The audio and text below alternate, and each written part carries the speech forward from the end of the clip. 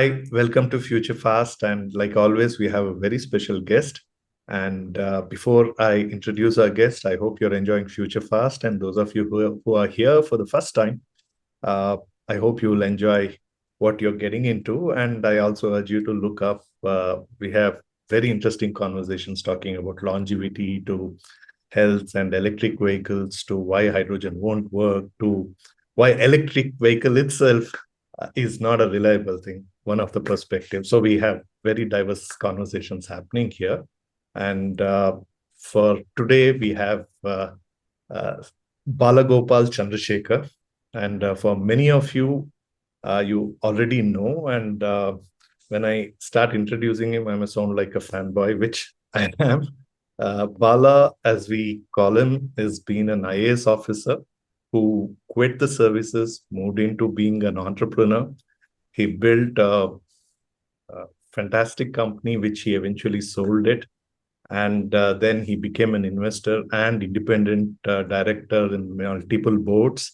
And also specifically, he was one of the independent directors in a bank, which eventually he spent 2 years of his life as a chairman of the bank, which is that we will get Bala to share with us. Bala, welcome to Future Fast, and thank you so much for making time to be here with us.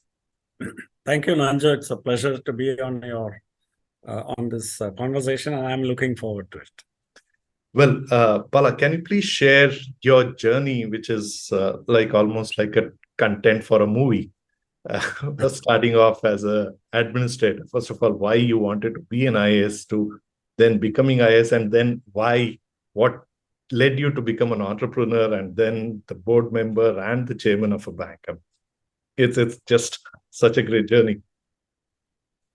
Okay. After my undergraduate studies and graduate studies in economics in Madras University, I registered for a PhD program in the University of Kerala and was working in a Center for Development Studies, which is a very well-known economic research institute started by a great economist, Dr. K.N. Raj, and which had many distinguished international economists who were fellows at the CDS. So while I was registered in the University of Kerala, I got permission to use the excellent library facilities and research facilities at the CDS. And that's what I was doing for about a year. And then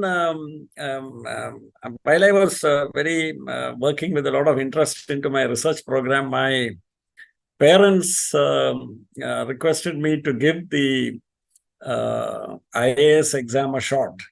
And, I belong to that generation of when our parents' wishes are generally not ignored unless one is a real rebel. And I was a very responsible eldest son. So I wrote the UPSC exam after due preparation, and I got selected. So the primary reason why I left research and economics and joined the IAS is in deference to the wishes of my parents. But just one word here about my research in economics and the subject and my interest in the subject. That remained actually throughout the years, even during my years of service and after I left the service, though I never could find the time to resume my research program, so that was abandoned. But my interest in the subject continues and actually has grown very strong over the last few years when after I exited my entrepreneurial career and had more time on my hands, I found myself reading widely in the subject, especially in public finance, in monetary economics, and then also listening to podcasts. So anyway, then I joined the IAS and I was allotted to Manipur cadre. Now, Manipur is as you know, a very distant state. It is in the news for all the wrong reasons today, unfortunately, which is a tragedy, because while there was always some kind of civic disturbance in Manipur as part of the Northeast, which is a very complex region and the very complicated questions, which, in my opinion, are not being very competently handled by North Bloc in Delhi. I joined, I was in the 1977 batch of the Indian Administrative Service. And after my training, I was posted to my first posting as SDO Ukhrul, which is a mountainous district bordering Nagaland, and where Tangkhul Nagas are the predominant community in Ukhrul.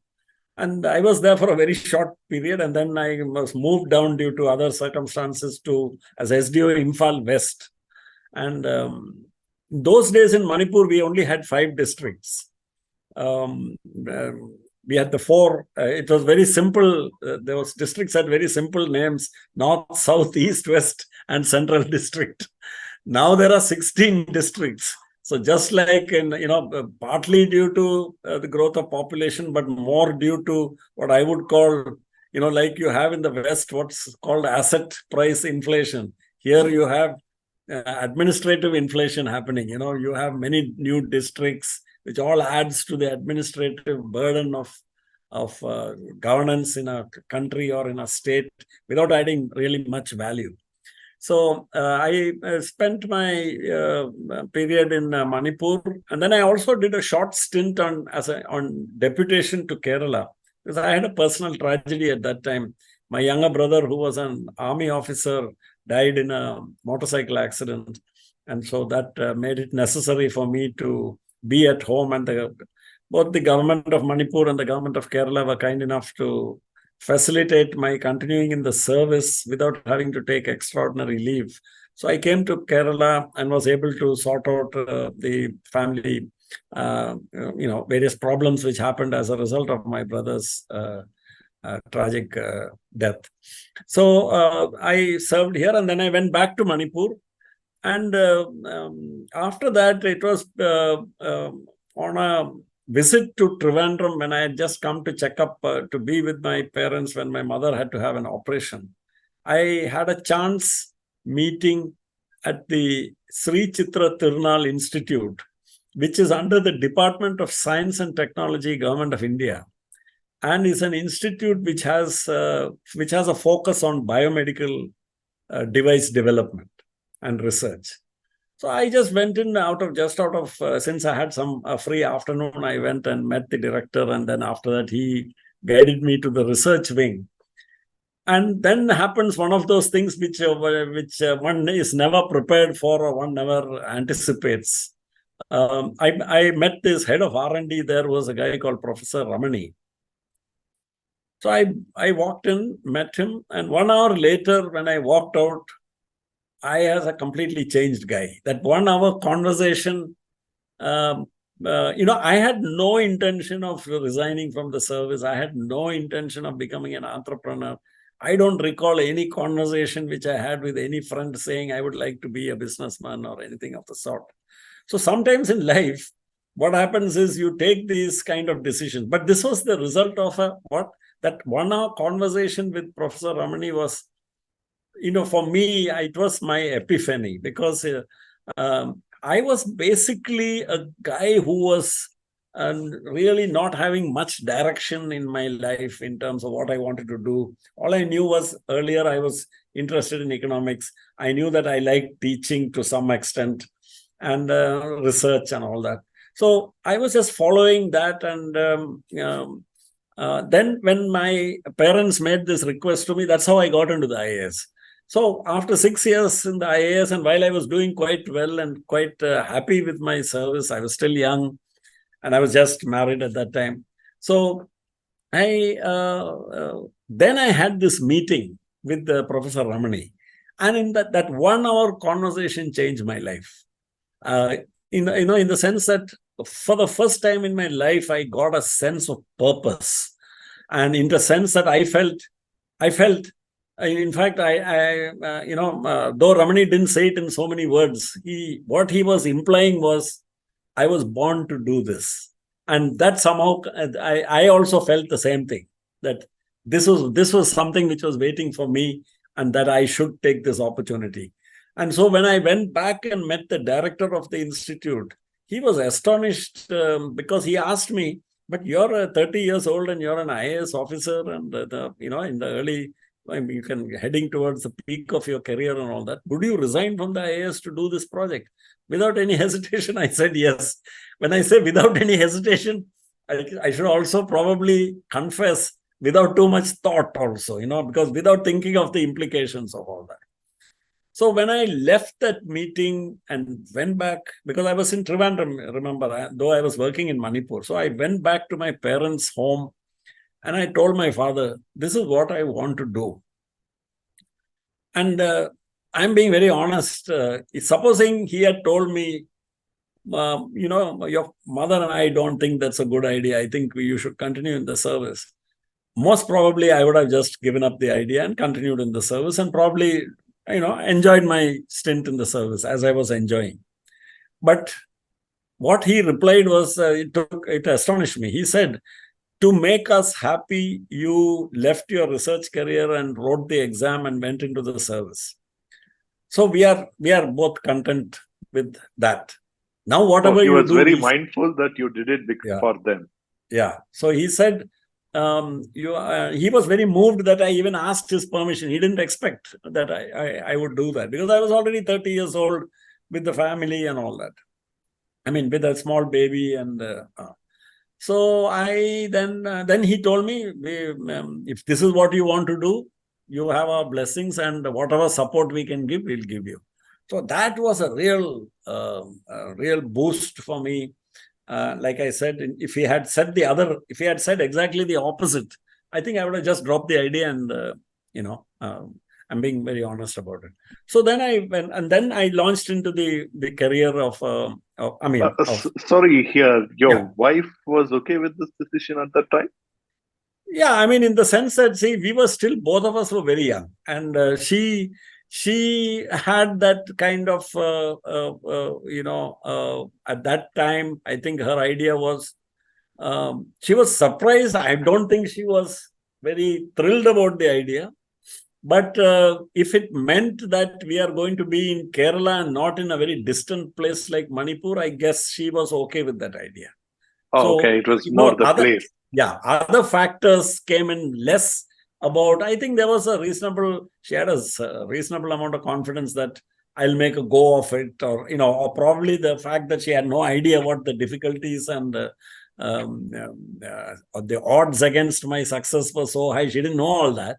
So I guess probably thought it was an okay idea. So that was. So then started another chapter where I realized that whatever I had learned till then, in terms of economics, in terms of my discipline, in terms of the real world experienced through the eyes of an IAS officer, young IAS officer, field officer, all that was of very little use in the very strange waters I found myself in. And that is another whole story. I just want to take a step back. What was your peers, your batchmates, and your at work at IAS and your seniors? I mean, they must have tried to rain down on suggesting that this is such a bad idea, right? I mean, I must say that, of course, they did all that. And in fact, they were very genuine friends also. They were friends and well-wishers. Starting from the chief secretary in Manipur to my own colleagues and peers. Everybody thought it was a bad idea. And they felt that I had not given enough thought to it, which was also accurate. In fact, I had not really thought it through. But I don't think I was able to explain to them, or probably we didn't spend enough time talking about what happened in that interview with which I had with Professor Ramani. What was it that triggered off this, as I mentioned, this epiphany in my case? Yeah, what was the trigger? But the trigger for me was the trigger for me was that, as I mentioned, the key word here is purpose. I did not have any sense of purpose before that. See, most of us, I suspect, actually, if we are honest, you see, most of us, when we are in our higher education phase, or we enter into higher education phase, very few of us have any sense of purpose in our lives, if we are really honest. And even those of us who are clear that, say, we want to become a doctor, or we want to become an engineer, or we want to become an IAS officer, I wouldn't use this strong term of sense of purpose there. They want to become a doctor because their father is a doctor, or their best friend, somebody who has influenced them, is a doctor, etc. So very few of us have a sense of purpose in terms of saying, this is what I want to do with my life. This is what I feel I was born to do. That is a much stronger, it's like having a sense of a calling. What is my calling? It's not just a job that I want to become an engineer, I want to join a multinational. Those are jobs. But calling is something much beyond that. The and born here, to do is a very powerful thing. Yeah. Yeah, exactly. And this conversation which I had with Professor Ramani, that is particularly important for me because I really was always a fence sitter in my life. In the sense that, you must have given him some feel of yourself. That's why he said you're born to do this. So what was that? So which is what I think what happened from a casual conversation, I got gradually pulled into the discussion because Ramani is a very he's a brilliant scientist, and he's an excellent communicator also. So as I we became very good friends later on, but at that time it was my first meeting.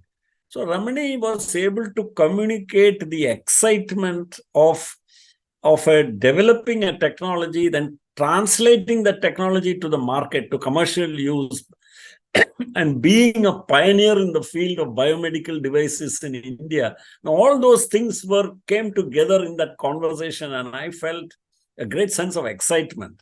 And I felt it is also doable. He wasn't trying to make it simple. He, in fact, made it very clear to me that the risks are high. The risk of failure is high because it's a technology which is held by very few companies in the world. And so the chances of an Indian startup taking this technology at a lab scale and scaling it up to market, to commercial scale, those are all difficult. He didn't try to sort of simplify all that. But I think during the conversation, what he must have seen in me was an excitement that was growing by the minute. And, and so I think for the first time in my life, all my ideas and my random thoughts and my everything became very focused.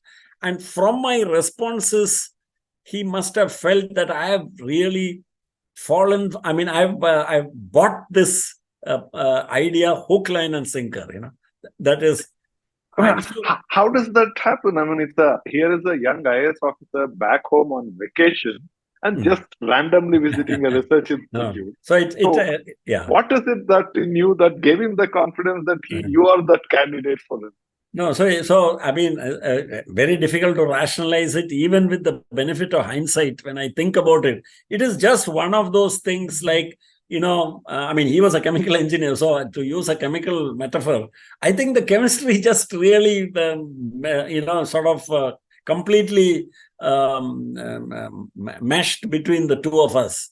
And I think we just hit it off and we found ourselves on the same wavelength. In fact, the conversation was like, I'll say something, he'll respond. I'll say something, he'll respond. And it was like we were getting into a high. We were getting into another level, though we were complete strangers just half an hour earlier.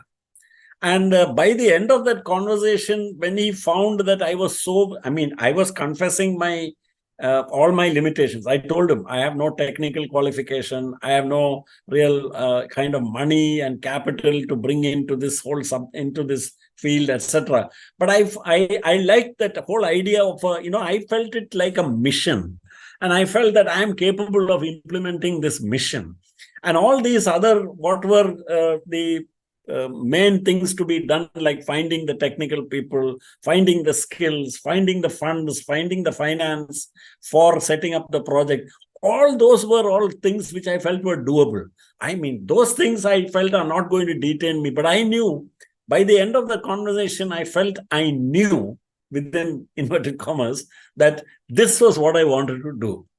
And that sense of purpose. So what I just sort of, one of the takeaways which I would say, Nanju, from this conversation, which I would like to just convey is, and I have, after that, whenever I do mentoring for people, I find that not all entrepreneurs have this sense of purpose, which is strong enough to see them through really bad phases when anybody will lose their, I'm an ordinary guy. I know that I don't have resources of great deep, I cannot dig deep into huge stores of courage and daredevilry or risk-taking. I knew I didn't have any of that. I was an ordinary guy.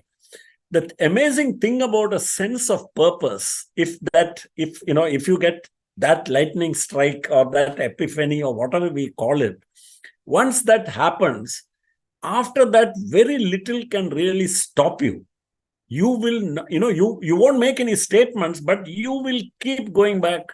No matter how many disappointments you get, how many refusals, how many doors are slammed in your face, you will still go back. And the unfortunate thing which I find is, many young people who take to entrepreneurship actually don't discover this sense of purpose. And at the first reverse, at the first setback, they drop the idea. And in fact, there is unfortunately a school of thought which makes it out to be almost a virtue. They call it fail fast. Fail fast. So this fail fast model, I'm not able to understand it. Well, in my understanding, I think the idea of the fail fast is that so you find another way to go forward with. So it's not really just a fail fast and exit. Yeah. No, so I understand that. That's why what I generally find is, fail fast model is something which, say, for instance, applies to a corporate project team. But an entrepreneur who has, say, burnt his boats and given up another job, burnt his boats, he cannot go back. When they take up projects, there's a very big difference. And say, for example, even here, if you take the blood bag project, when I eventually come to write about my journey and of entrepreneurship, one of the learnings was, there were many phases in my entrepreneurial journey when it would have been very logical and everybody would have understood it if I had said, that's it, this is not going to work. And all the evidence was there that it wouldn't work. But there was one unreasonable guy who said, no, I mean, this is, I'm now stuck to this. I've got this tiger by the tail. We got to make it work. So my point is, this doesn't fit in with that management school narrative of that, okay, if this doesn't fail, we pivot and we'll find something else to do. Because, and I believe many, if you really listen to these My Story sessions, and where actually people become very honest and they start talking about they are very honest when they talk about their real big setbacks, you will find that most of these successes are when reasonable people would have said it is over, it has failed. It is only the unreasonableness of some of our experiences where you unreasonably refuse to accept the fact that it's over, this is not going to work, that makes it work. For example, to take from a completely different field, Nanju, if you take, say, an author like Ian McEwan, or or so many other outstanding authors and great success stories in terms of writing bestsellers, but also literary masterpieces.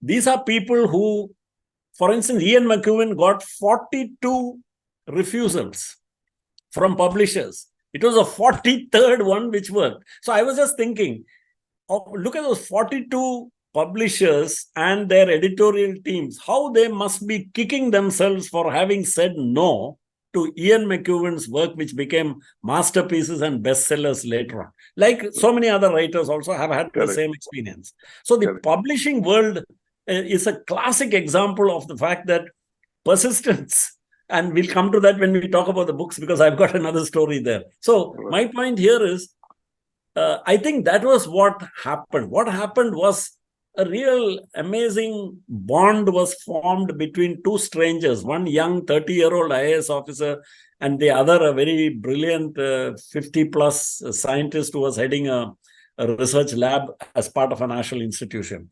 They just met out of serendipity, and in 1 hour, a bond was forged between them, which affected the life of the younger guy, the IAS officer, who decided that he's going to pivot. He's going to change from whatever he was doing to a completely unrelated field in which he had absolutely no experience.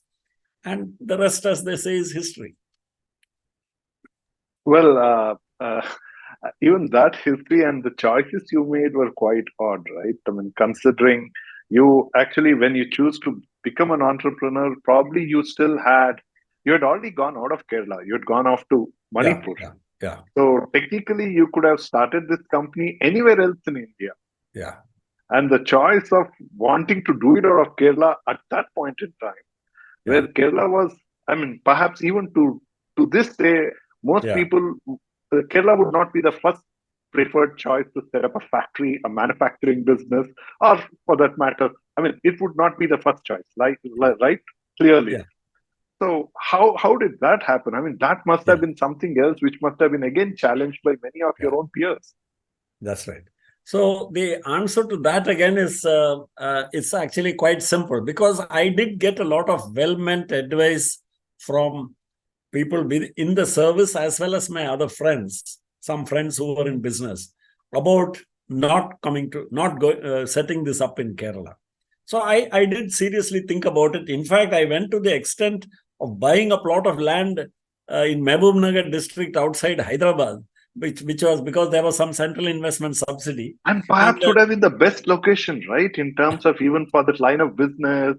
But in retrospect, Nanju, I think I took the best decision. I took the right decision by coming to Kerala, because the technical difficulties of this project were so great. There were so many, and which none of us knew. Neither the institute anticipated, nor did I. This was the first know-how that they were transferring for commercial exploitation. The first know-how which that institute had developed. And I was the first recipient of this. And this was, of course, the first startup which I was starting. So I had absolutely no experience in this field. And one of the reasons which influenced my decision not only to locate it in Kerala, but in Trivandrum district, was I wanted to have proximity to the Chitra Tirunal Institute labs. Because I knew that one thing which I knew without any doubts in my mind was, I'm going to be coming in and out of these labs for the next 2 years, 3 years at least, till we are able to technically resolve all the questions and settle down to some kind of working know-how on a factory shop floor. So that was the criterion which influenced me most, because even within Kerala, Trivandrum was a very counterintuitive choice, because Trivandrum is not an industrialized district at all. Cochin, Palakkad, and Kozhikode, and Thrissur, and those kind of places have more industries and factories. Trivandrum is mostly a government. The location decision in Kerala and in Trivandrum district was influenced by the need to be the location should be very near the Chitra Tirunal Institute laboratories. That was the main reason. Right. And I think another thing which is most famous from a point of any industry in Kerala is the way to deal with the unions and all that. In fact, I think I would also like to share that link to the listeners and audience, where you had written an article about why unions are important. I think you had written some time ago. And I thought it was a beautiful piece. I must share that. So the link will be there. So I would urge you all to go and read it as well. So I would again ask you that part. So how did you prepare yourself to go about that? I mean, because these must have been few of the reasons why not Kerala, right? Yeah, of course. I was warned about this aspect of Kerala. So when my first batch of workers were being confirmed, as you know, the Industrial Disputes Act and the Factories and Boilers Act and the relevant provisions say that 7 people can join together and form a trade union. And in some states, the number is slightly different, but between 7 and 15 means you can form a trade union. So when my first batch of 15 workers were confirmed, I requested the Labour Commissioner of Kerala to take classes for them on all the statutes which govern the workman, like Workmen's Compensation Act and the Factories and Boilers Act and the related things, including on how to form a union. So the Labour Commissioner was a young IAS officer who was a couple of years junior to me. So he told me, he said, Bala, do you want to do that? So it sounds very counterintuitive, but very logical also. Yeah. So I told him, I said, see, if I'd rather that they hear from the horse's mouth what is the correct procedure for going about, what are the right laws, etc., rather than hear it from a politician down in the corner of the street who will have his own very narrow-minded and one-sided, kind of interpretation. So it is better that they get the... And then I also told them, and secondly, I am not really worried about unions because I believe that, something which is a guaranteed right under the constitution of the country cannot be dangerous for an enterprise.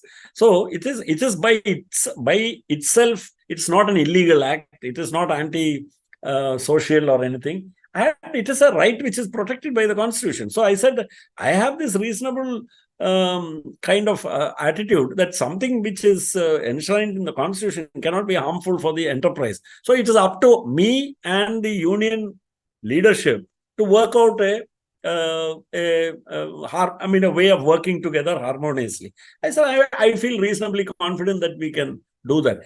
Now, to cut a long story short on the trade union front, initially, we had just one union and 100% of the workers were members of that one union. And this union was an independent union. Subsequently, as inevitably happens in many industrial establishments, the politically affiliated unions come into the picture and they lead to the splitting up of the union. So now, after that, there were 4 unions in my factory. Now, the interesting thing is, when people ask me, how did you deal with them? I tell them, see, we must be guided by the outcome. Now, the outcome of having these 4 unions was I had to deal with 4 people instead of dealing with one set of leadership. But other than that, my company, during my tenure as managing director, we executed 6 long-term agreements of 3 to 4 years each with the unions. These were negotiated and hammered out after dozens of meetings. It never finished in 1 or 2 meetings and all that. It was hammered out in dozens of meetings. Sometimes we even had to have conciliation meetings held with the district labor officer because we were not able to agree on some points. But while all this was going on over the long period of 20 years, we never lost one shift production. Not even 1 hour's production did we lose while all this talking was going on. So my point is, which I want to say is, the workers, in my view, were exercising their constitutional democratic rights of organizing into unions for collective bargaining. I was, like any management, having to do my collective bargaining discussions with these unions. And both of us, over the years, as we, this was not any proclamation or any policy which was laid out by me. But let's say that when they saw my approach to matters, that I was not interfering with the union's functioning, I was allowing them complete freedom to function in there. But only thing I insisted on at every stage was, I said, hey guys, let's keep everything legal. If you want to direct action, industrial action, if you're not satisfied with something, the only condition which I'm imposing on you people is stick to the law. Within the law, do everything. Because if you go outside the law, then I said I will respond by using the full force of the law to resolve that particular situation. And over a period of time, they came to understand I was very serious about that, and I really had a hands-off attitude as far as the union's internal working was concerned. I never interfered, though I knew that, if I wanted to, I could have. But I had better things to do. I had a company to run, and going and breaking the union wasn't the most important priority. I had to deal with competition. I had to deal with quality. I had to deal with cost. I had to convince reluctant Indian hospital managements as to why they should buy the product of an untried small startup venture when they had the best MNC products. So those were much bigger issues for me to solve than what I didn't want. One more unnecessary front, open another front. And in retrospect, that worked out very well, because I think like all long-term relationships, whether it is marriage or whether it is friendship or anything, we may start out by making all kinds of grand declarations to one another. But finally, it is how do we walk the talk? Do we mean what we say, and do we say what we mean? Finally, we are able to come to an understanding with each other. And I think it was a relationship born out of mutual respect. I could respect the fact that these guys they mean what they say and they say what they mean. They came to the same decision about me. So there was really no secret, Nanju. It was a way of working which ended up to mutual benefit, because while our company was one of the best paymasters among industrial factories in Kerala, we were also one of the most profitable. So there was no contradiction. Also, just thinking about it, perhaps you are located in a non-industrial, traditional industrial space within Kerala. Yeah. Perhaps was a benefit for you, because the other industries unions would have been an influence on, because a lot of times it works like that, right? That was actually, it was very interesting. That influence was there all the time. Yet our union people, while some of the leadership may have felt tempted by the ideas of because Trivandrum was the center for all the SITU and ITAC and INTAC and all of them, their state leadership was all located in Trivandrum. But so for the union's annual general meeting, the leadership of all these big affiliated unions used to come. And they used to all say that they are looking on the Penpal case as a case study. They want to see how it goes, and whether that will tell something about how the future of manufacturing is going to be in Kerala. And I believe we did play a small but important role in convincing both entrepreneurs and workers that it was possible to work out to fashion a working relationship between a determined management and a determined union leadership, that there is no contradiction in between the goals of each, and that you can still end up with profitable companies which are also paying well and protecting all the rights of the workers, etc. So this is not a zero-sum game, that it is both can win. Well, how did you manage to convince a Japanese company to come and invest and collaborate with you, while there are multiple stories of large multinationals? Even a Japanese company came to Kerala and swore never to come back again. So how did this happen? Yeah, so that's very interesting. And in fact, I remember when we signed a JV agreement with the Japanese company Terumo in 1999, the then Japanese ambassador to India, Hirabayashi-san, we invited, the function was, the JV signing agreement was done in Delhi, and Hirabayashi-san was a chief guest at a function to celebrate the signing. And when he was leaving 2 years later, he told me that the most successful Indo-Japanese venture in India was Terumo Penpal, he said. So I remember asking him, what about Toyota and other big names? He says, no. He said, Bala-san, I'm repeating what I said. The most successful Indo-Japanese venture in India is your company, he said. And so what was that? What's behind that? I think, I'm talking about we have to rewind to about 20 years ago when I first came in contact with. I was meeting some of the people from Terumo, that is the Japanese company, as well as the other two giants in the world were Baxter of the US and Fresenius of Germany. So I used to meet these people as competitors in the annual, there'll be an annual symposium of the Indian Society for Blood Transfusion. So Indian Society for Blood Transfusion has this annual conference where all our major buyers and all will come. We will be there. And usually it is between the three of us. We'll have one of them will sponsor the lunch, the other will sponsor the dinner. And then we have to subscribe. We have to take exhibition stalls. We'll exhibit our latest products. And these guys were giants, and they could exhibit all kinds of very high-tech products, whereas we were only exhibiting initially the blood bags which we were making. So we had met these people then. Then later on, due to various circumstances, as the Indian market started opening up after 91, and more investment and FIPB approvals for wholly owned subsidiaries in India was made very simple. These three competitors all had got FIPB approval for wholly owned subsidiaries in India. So I saw the writing on the wall, and I knew that it's just a matter of time before these guys come up.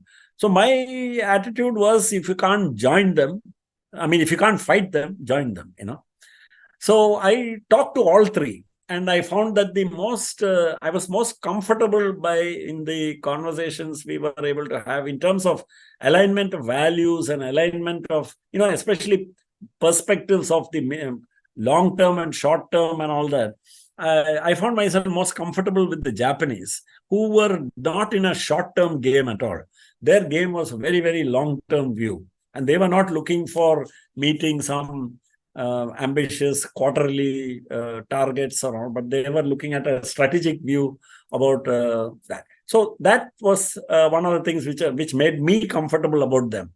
Now, if you ask me what made them comfortable with me, I think it was the fact that they told me very frankly that they had talked to all the leading medical companies in India, including all the big names in pharma and all that as potential partners. And Terumo was a giant. So they talked to all of them. They said, see, one of the problems when dealing with Indian companies is, Indian companies, number one, the disclosures they are very, very poor in terms of disclosing what they are doing. Even in terms of, if you take people for a visit around the factory, not for IP reasons, but we become very cagey. We don't show some parts of the factory. We'll show only some other parts. And usually we'll show the good part, in inverted comma, the clean part, the organized part. We won't show everything. They were very surprised to come across a company like mine where we said, you go and look, because during the due diligence, we held back nothing.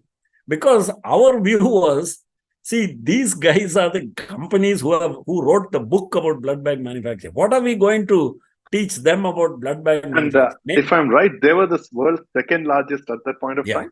At that point of time, they were the second largest. So when Terumo came in and they were quite surprised at this openness, at this readiness on our side to disclose things, and where we were almost always, we used to say, why don't you go and see for yourself? Now that is something which the Japanese really, we didn't know that. I didn't do that very cunningly or anything. I didn't know that. That was just the way we were. Those were our values. Even regulators who come to audit our factory have found one thing we had, and which was a shared value across our company at all levels in a small company. At that time, we were very small, probably about 150 people. But everybody was very open about, we were never defensive. If a regulator pointed out some shortfall or pointed out some lacuna, we'll correct it. We'll say, yeah, we'll correct it. And if they even tell us you'll have to pay a fine or something, we'll pay the fine. So we had no problem about doing that. And that became a value system. And that impressed the Japanese no end. And so if you ask me, I think the Japanese investment into India, in my opinion, is only a fraction of what it could have been. And that the main reason for that is, I think we Indians are too clever for our own good, in my opinion. We are too smart sometimes. We don't give the information, especially during the due diligence phase. They know the information because they would have found out enough about us. Each of them, even before talking to us, had a dossier which was that thick about our company. So I knew that they would be getting it from commercial intelligence sources and other investigators and other consultants and all of that who are specialized in providing dossiers about Indian companies to foreign, investors, etc. So we made a virtue out of this by being so open that there was no reason for them to, any question they had, we used to tell them, go and check it out. We used to say, if you want to check out our lab, go and check our lab test results. Since that was the thing which made them actually most comfortable. And plus the fact that, so whatever we said about the company, whatever data we provided, after the first few months, they realized that they could take it at face value. And that was a very big mountain, which most other Indian companies face, a big mountain to climb, is this trust barrier which for the Japanese is very important. And that was the reason I can think of why they decided to, join forces with us. Was Kerala not a factor that kind of put a roadblock in there? No. That it was very interesting. Terumo were not at all worried about the labor part of it. I mean, they didn't even discuss it. They didn't raise it as an issue at all. What they were concerned about were technical things, like they wanted high quality water, the local water, because we use water for the preparation of the anticoagulant. It's an injectable. So they wanted very high, they were obsessively concerned about the quality of water. And they said the quality of water which they found in Trivandrum was the best which they found anywhere in India. Now, these are small things. We conveyed all this to the government of Kerala saying, you guys, you must be able to, project these little kind of less known things. You can't just talk about literate population and high HDI, and which everybody knows, now. You have to talk about something else, which is a USP of the place. And what was very interesting was the Japanese were, because they said, see, everything else being equal, if the quality of water did not meet our standards, we would not invest. We would not come into Kerala. That's it. And so that was one. Second is they found themselves very comfortable with the people of Kerala in terms of the food habits and all. They found it very similar to Japanese, in the sense that rice and fish eating and meat eating, and people are generally clean and hygienic. Even the public markets and all that don't look as dirty as they look in some other parts of India and all that. These are generally, people are more clean and things like that. So these little things, they place a lot of importance on. Very interesting. What about, one of the biggest challenges every entrepreneur complains about even today is access to capital in India. Yeah. So you obviously came from a background, and your savings with 6 years of service must have been very small to even think of starting an industry, so to speak. So how did you navigate that? It's a very, very important question. And but what was it? So how did I navigate that? It's two sets of things. One was, if you must remember, Nanju, in those days, many small, we didn't have this strange new animal called startup. That is something which is we just called it starting a business. Yeah, exactly. We called it just starting up. So for a venture which was starting up, all companies usually started small, and say they'll require 50 lakhs investment or 100 lakhs investment. Now, in those days, the official policy across states and Government of India term lending institutions was a debt equity ratio of 2:1 was standard.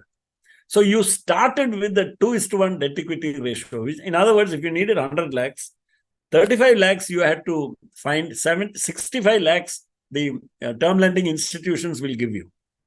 That itself was a great change from today. Today, minimum 1:1.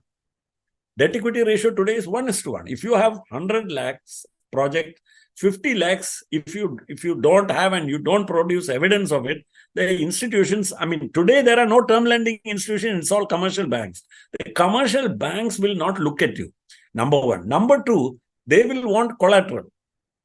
And, usually they will take collateral from the promoter, which won't be just the industrial land on which the factory is going to be constructed. You will be asked to pledge your house and various other things. In those days, it was not like that. I didn't have to pledge any personal property. I just pledged the factory land. Well, what spoiled this ecosystem then? No. So my point is that was the case across India in those days. See, at that time, for a startup, actually conditions were pretty good. People forget. People today think just because you have private equity and you have startup missions in different states, that today it is somehow a paradise. Today, actually, things are very different. I don't want to get sidetracked onto that subject, but this whole startup ecosystem and the startup game based on a valuation game, ever increasing valuation of an enterprise built on all kinds of, you keep, you discount the future very heavily and you try to bring, as much of that future value to today's valuation. Is a kind of a mental exercise more than anything else, which is why so many startups take years to produce any positive cash flows and all that today. And everybody thinks that is because of some mysterious, e-commerce models of theirs and where some infinite scale up and scalability and things like that. So, I mean, I confess that I tell entrepreneurs who come to me for mentoring when I'll tell them, see, are you starting this with a view to making a profitable enterprise, or are you starting this with a view to selling it at a profit to, selling it at some 10x valuation to some investor? Because if it's the second, I have no skills, I have no knowledge about how that is done. You'll have to go to somebody else. But if you want to set up a profitable enterprise, I may be able to guide you in terms of certain things. So I think those days, one of the things which helped was a favorable debt equity ratio. Then there was legally, there were certain things which were provided to help us navigate. So let us take this case of 100 lakhs, out of which 35 lakhs, I have to bring 65 lakhs, I can get debt. Now this 35 lakhs equity is not easy. Now, what was interesting was the policy then was, if you set up your project in central investment subsidy eligible districts, then you will get a 15% central investment subsidy, 15% of plant and machinery. So let us say out of this 100 lakhs, 75 lakhs is plant and machinery, let us say. Then 15% of 75 lakhs is some amount. Let us say it is 10 lakhs. Now that 10 lakhs, very interestingly, could be reckoned against the 35 lakhs equity contribution which I have to bring in. So, and central investment subsidy. That's a smart engineering, financial engineering. Yeah, it is not. So, 35 lakhs minus 10, that means now I have to bring in only 25 lakhs. Then there was in the IDBI had what was called a seed capital scheme. If the promoter meets the requirements of the seed capital scheme, IDBI will give a further 10 to 15 lakhs as a seed capital, which again is counted against promoter's contribution. So your promoter's contribution comes down even more. And I was eligible for, mine was the first company in Kerala which was eligible for the full 15 lakhs IDBI, seed capital scheme, etc. So that brought it down to another 15 lakhs. From 25 lakhs, it came down to 15 lakhs. So eventually my task was, how do I raise 15 lakhs, not 35 lakhs? So with a 15 lakh equity, which I have friends and borrowing from friends and family and well-wishers and all that, as they say, the 3 Fs, friends, family and fools. So after I had to raise this 15 lakhs from that, and I could do a 100 lakh project. See, today, unfortunately, it is absolutely uncompromising. If you have a 100 lakh project, you have 50 lakhs, you put on evidence on the table, the bank will then say, all right, then we will consider giving the other 50 lakhs after you provide collateral. So just curious, what was the corruption there in that sense? Was there any corruption you had to encounter in terms of people asking for a cut commission to get this through? See, I did not, I must say, I dealt with KSIDC, KFC, and the State Bank of Travancore. And I did not encounter any such thing. And I know promoters along with me who were also approaching at that time, none of them really mentioned, even in our, when we used to meet, I used to meet most of them in the waiting rooms of KSIDC and KFC. We used to spend hours sitting there waiting for our appointments and waiting for the managers to see us. So we used to exchange notes. I used to remember that actually the least of our problems were corruption. In terms of people asking for speed money or something like that.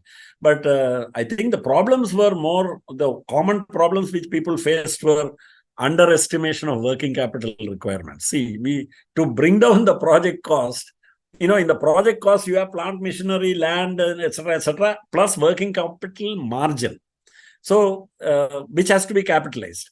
So, in those days, in a vain effort to bring down project costs, people understated their working capital requirement. So, that was a double whammy.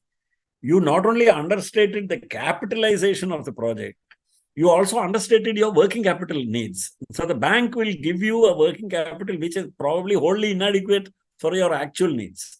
When you come out into the market, in fact, what I have found, Nanju, is many as MSMEs, when they go into a financial crunch, mostly it is because they have underestimated their working capital requirements. Right. Well, given that you got started with so much, and also even when you did think of bringing in Japanese collaboration into the business, I think this was something, you got started with, you were born to do it. Yeah. Right. And then bringing somebody as a co-owner, perhaps even to an extent of you having to tell them or take their permission to do something further on. How did you get yourself I think, Nanju, come around that? You have asked actually one extremely important and insightful question in this, because one of the biggest problems I find which is stopping many, MSMEs from going to the next stage is their reluctance or apprehension about taking a business partner. Either another company already in the field, a larger company in the field, even if they have a smaller equity holding, and even if control is there with the original promoter, this reluctance and apprehension about how do we work with another guy? That means all this, I'll have to disclose, I'll have to get their permission, I won't be a free agent, etc. Yeah, it's now, like bringing in a snake into your park, right? Yeah. So in our case, Nanju, that was not a problem, because thanks to the fact that I had no earlier business experience and I was not from a business family, I went by the book. So, my company, even though it was a very small company, it had nominees on the board from KSIDC, KFC, State Bank of Travancore, and National Research Development Corporation of India, because it was an NRDC licensed company. So I had all these. In fact, me and my nominees in a board consisting of 10 members, only 3 were promoters' nominees. All the rest were government financial institutions. So right from the beginning, I adopted a policy of voluntarily disclosing all the information in board meetings. So before every board meeting, in the agenda notes, there will be comprehensive information given. And I used to also develop one more thing, which is one of the values which we learned along the way, was don't postpone conveying bad news. So we had mostly bad news those days. So if we knew that there is going to be a cash crunch in the next quarter, in the board meeting, agenda notes, I used to present the cash flow forecast for the next quarter, showing that we are going to have a cash crunch. And I used to take their advice. I used to say, see, I'm not a financial guy, in the sense that even though I'm not an engineer by qualification, I was a technical guy. I was running a manufacturing facility and I knew everything about the technology. But I am not a finance guy. So I told them, I don't know, how can you suggest some? Then they will suggest that they can give a working capital term loan, a small, and they'll say, you please. What happened was, therefore, they got very comfortable with the fact that they knew that probably alone among their various companies which they had financed, here was one company which was giving all information voluntarily, and information before the trouble happened. I used to give advance warning of bad news which is coming down the line. So they got very comfortable. And I found later on, this actually works to our advantage, but that since they had very few surprises, and most of the time, whatever I was forecasting would actually happen, or else we will put countermeasures to stave off the crisis or whatever it is. And with their support, they would give their own ideas. We found, therefore, that this transparency. Now, this transparency in worked very well when a partner came on board, because I didn't have to change anything about it. Because when they came on board, there was just one more director sitting on the board now. He had access to the same kind of agenda papers and agenda notes and disclosure, which I was doing, all these months. So we really did not have to make a culture shift or a change to a different way of working. Well, it is generally, when you are a first generation entrepreneur, your venture is your baby. Right. And also, particularly when you go through so much of so many challenges, so many hurdles, even to get to, or even to survive, I think it becomes so challenging so many times. And then get past all those things. And when it came to the point of you completely exiting, how, it may have been an organic thing, but how did you get around with your own mental blocks of cutting off from the umbilical cord, if you will? See, that's a very perceptive question. Right from the beginning, in the case of my company, I was a minority shareholder, even though I was the promoter, because the nature of funding was such at that time. So we were nominally what was called a joint venture with KSIDC, which meant KSIDC and I would have equal shareholding. And then the rest of it, mine was the first company in India in which the National Research Development Corporation took an equity stake. And that also happened in a very interesting way.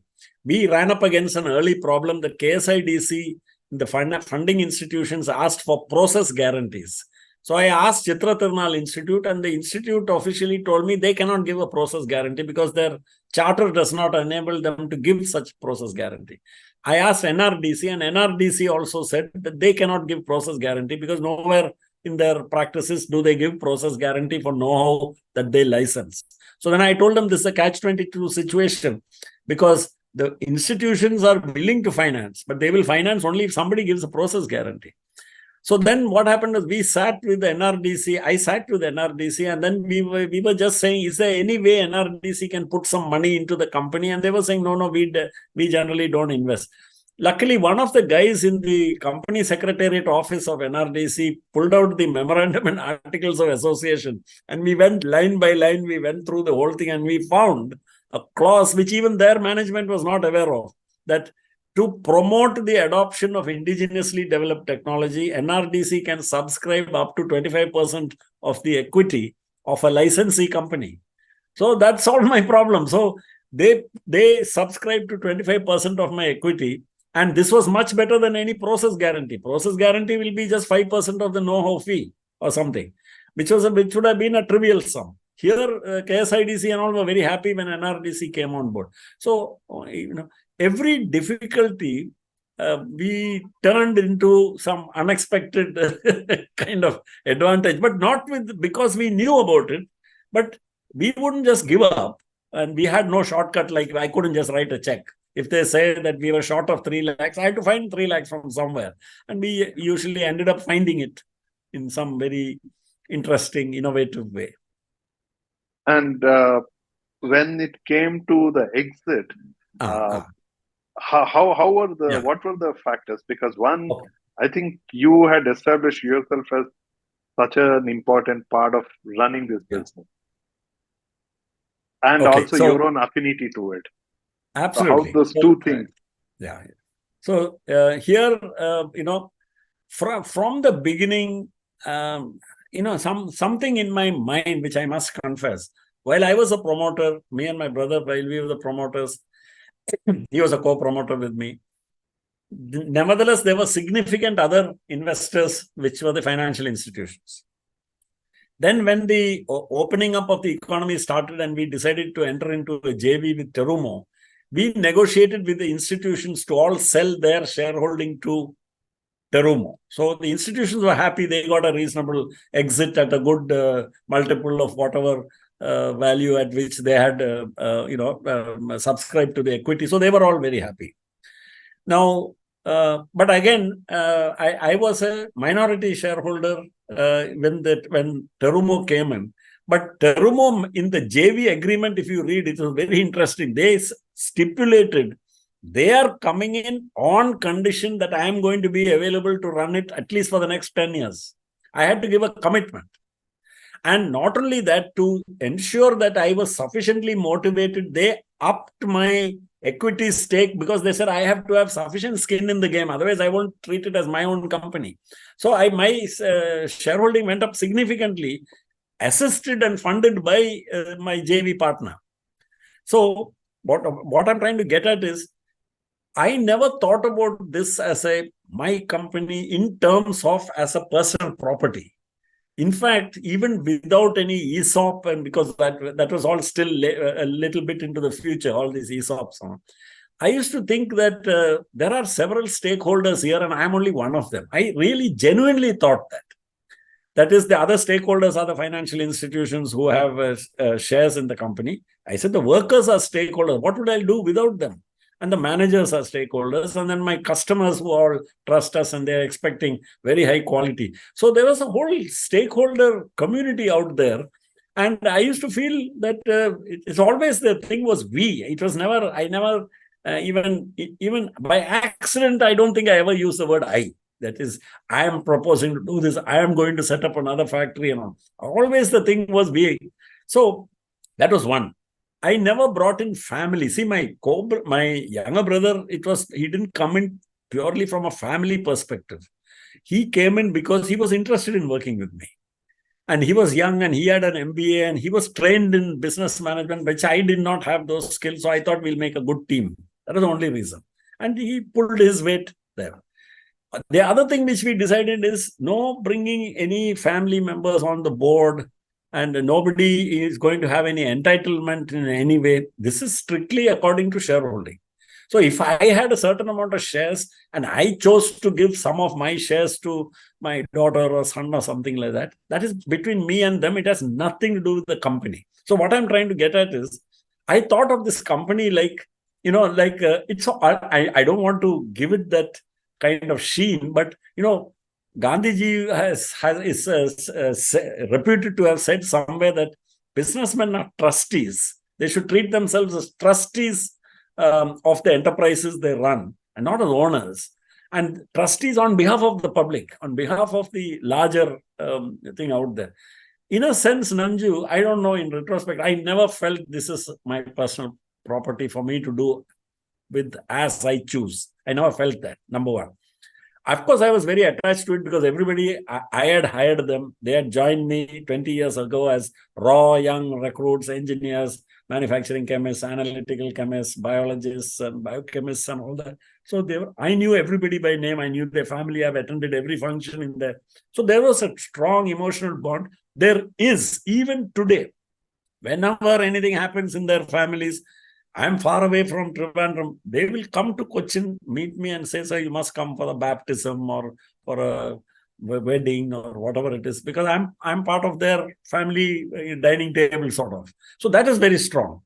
what made it not easy, what made me seriously consider this was I made a promise to my wife Vinita that at the age of 60, like a good government officer, I will retire and we will have a life after this. In the sense, we will do all the things which we were not able to do because that was a 24/7 job. When I hear about this work-life balance, Nanju, I really don't understand what it is. Because being an entrepreneur is it's a a 24/7 job. 4/7. And so I don't know, when people talk about it, hypothetically, I understand what they're saying, but I just can't figure it out because I don't know what it is. So I thought if Vinny and I are going to have there were so many things we wanted to do together. We wanted to also use the money to set up a trust. I mean, we had some ideas about social entrepreneurship and supporting it. We wanted to travel because both of us like traveling. Extensively, we like to travel and so many other little things. And we thought, and she correctly judged that we are not going to be able to do that as long as I've got this role. So she told me 60, I made a promise to her many years before I hit 60, that at 60 I will get out. So when I was 59, she reminded me. Now, I still remember at that time, and I was arguing with her saying, Vinny, the company is doing phenomenally. Everything is, the Japanese are so happy. They hardly come. They just don't even look at the monthly reports, which I send as a part of, to the board and to the management committee and all, which I send. They don't look at it. They say everything, Balasan, go ahead. You want it, go ahead. How much money do you need? Expansion. How much money do you need? 15 minutes later, the amount will hit my company account in Bank of Tokyo, Mitsubishi, Chennai. That's it. That was the kind of level. So I said, with all this it seems stupid to exit.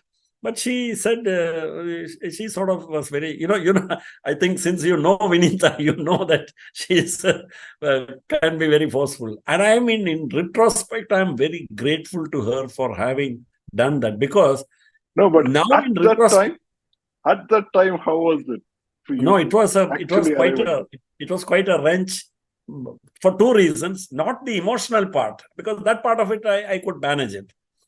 The financial part of it, when I thought I'm making a mistake by exiting at a time when everything was going great. But in retrospect, I now realize that is the best time to exit.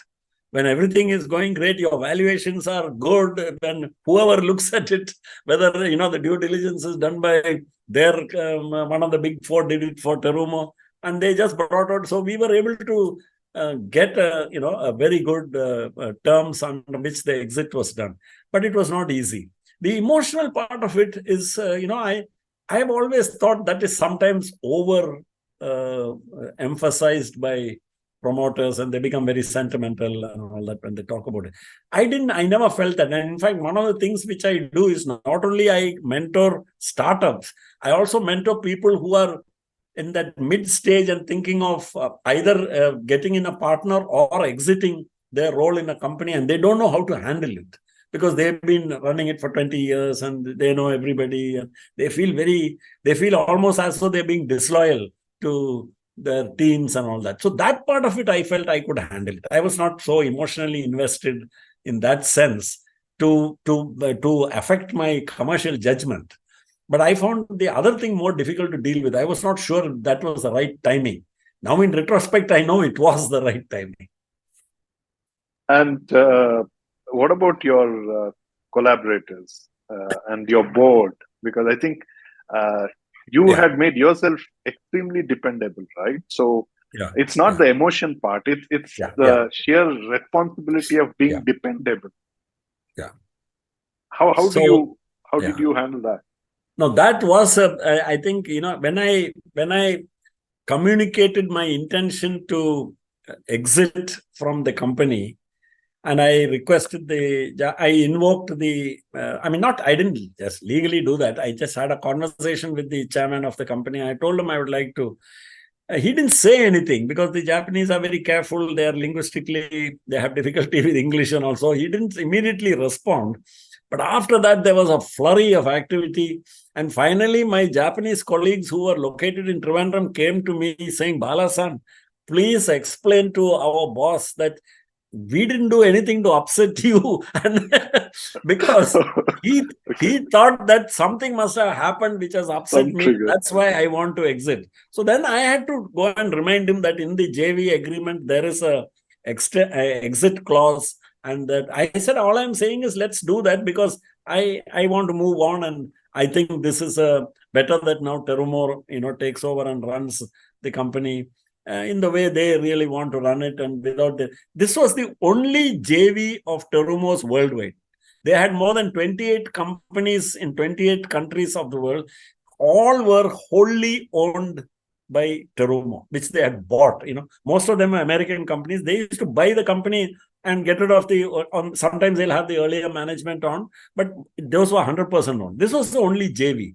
So I said, then eventually they agreed. Once they realized that there was no, I'm not leaving because of any dissatisfaction, then they reconciled to it. And then everything was done very matter of fact. Their consultants and my consultants the merchant bankers sat with each other, and they, all that was done pretty smoothly.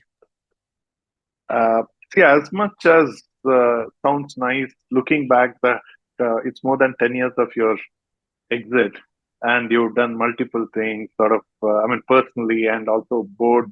But how easy was it from a transitioning into even being in a board position with another company where you are not invested or even from emotionally or otherwise? How easy was it to get into something, and how did you go about it?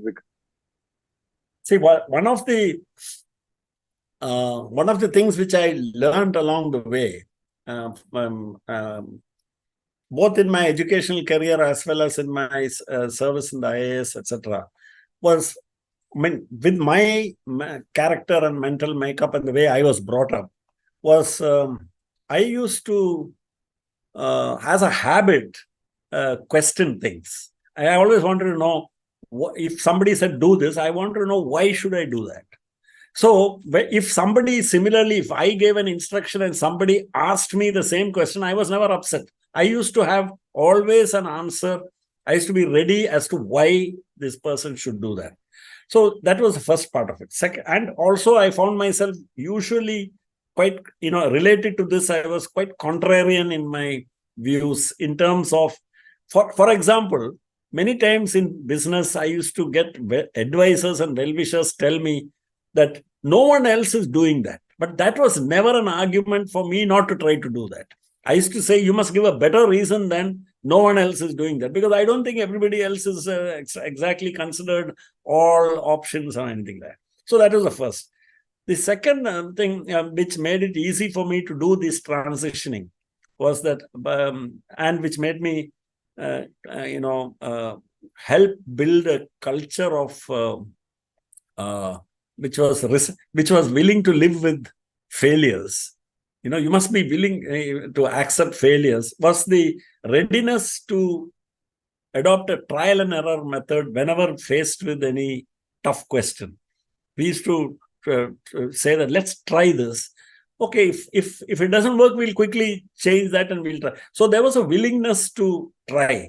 And that's easy. That's the easy part, is having that willingness inside your mind. The tough part is, how do you convey that to the organization that you are willing to tolerate losses, tolerate failure?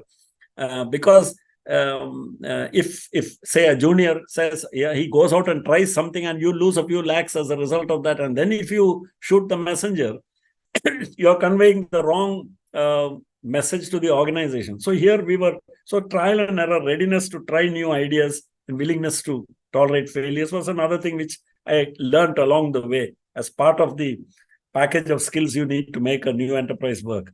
Then I think a very important thing is, I was very much, my makeup is, I want to know the bad news fast. I want to know it first. So I created this I helped put in place this culture in the organization that don't worry about conveying bad news. It's very important that it's conveyed fast, because then we are all in a better position to put our heads together and find some way to counter that.